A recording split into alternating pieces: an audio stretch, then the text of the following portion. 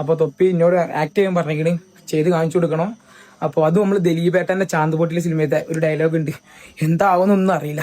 നീ ദിലീപിന്റെ ഭാഗം മാത്രം ആക്ട് ചെയ്താൽ മതി. Okay okay guys guys guys let's see ഇവിടെ എത്തിയപ്പോൾ എന്തോ ഒരു ഇതായിട്ടാ. റെഡി?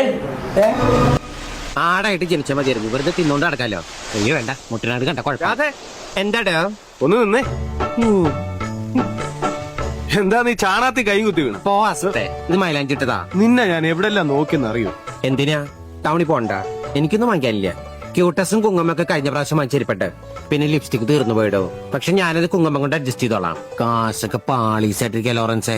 ഇനി 10ന്റെ പൈസ കിട്ടണമെങ്കിൽ അടുത്ത യുവജനോത്സവം വരണം. എന്താ? ആട് കൊണ്ടുപോയി. അതെ, നീ എനിക്കൊരു സഹായം ചെയ്യൂ. എന്താ? നീ ദേഷ്യപ്പെടരുത്. നീ ആരും കാണാതെ ഈ സരളയ്ക്കൊന്ന് കൊടുക്കണം. അത് ശരി.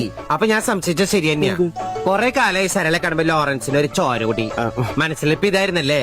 ലോറൻസിന് അത്രയ്ക്ക് വിഷമാണെങ്കിൽ സരളെ കാണുമ്പോ നേരിട്ട് എന്നെ അങ്ങോട്ട് പറഞ്ഞൂടെ? എന്ത് ഡബ്ല്യൂന്ന് ബാമണി രാധേ?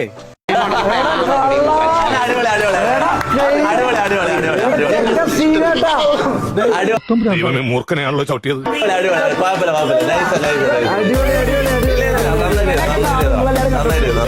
അടിപൊളി